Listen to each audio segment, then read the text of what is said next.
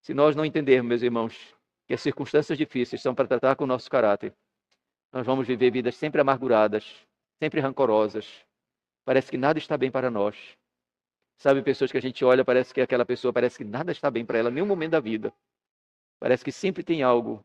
Eu sei, meus irmãos, que algumas vezes nós passamos por sofrimentos físicos, não estou falando disso.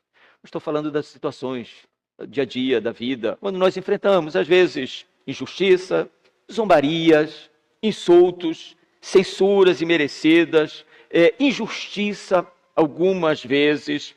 O apóstolo Paulo, ele nos diz aqui que nós devemos nos revestir como eleitos de Deus, santos e amados, de ternos afetos de misericórdia, de bondade, de mansidão, de longanimidade. A longanimidade ou paciência é como um amortecedor de um carro, que tem a capacidade de suportar um peso, de suportar situações, adversidades, de modo que não venha ficar amargurado, ressentido, ou de uma forma um tanto quanto, podemos dizer assim, rancoroso. Imagine um crente que sofre adversidade por ser crente, e ele retribui na mesma moeda.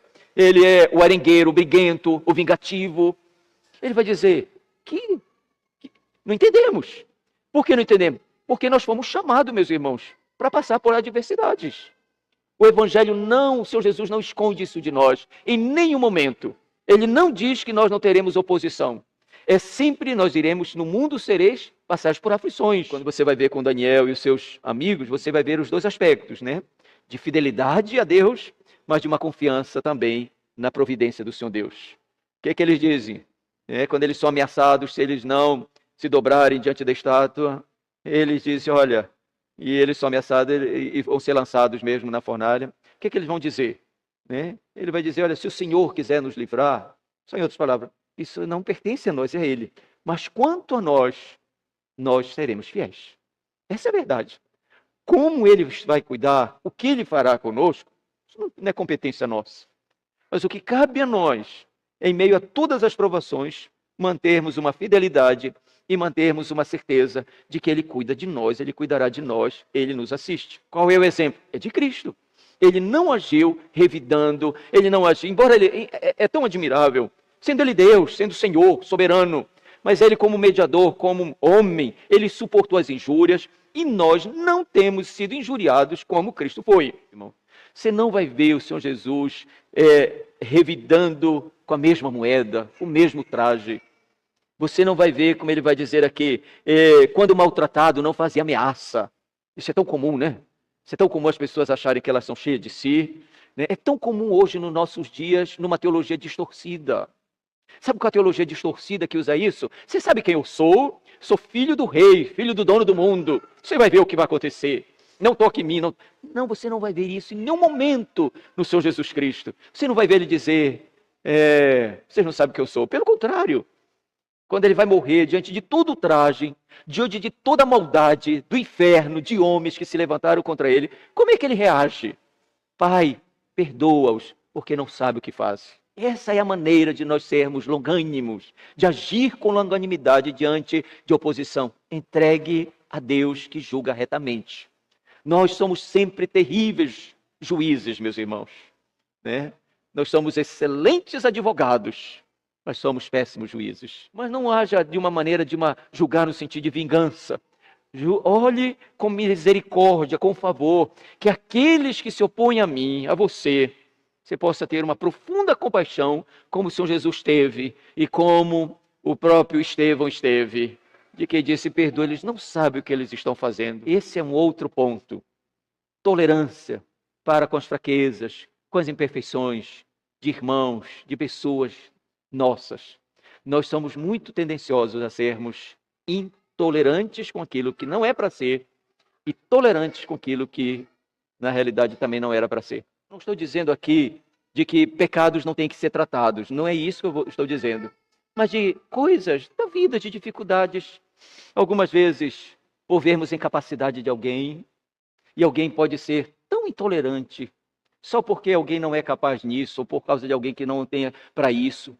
Isso no nosso meio, que nós vamos ver o apóstolo Paulo dizendo, suportai-vos uns aos outros.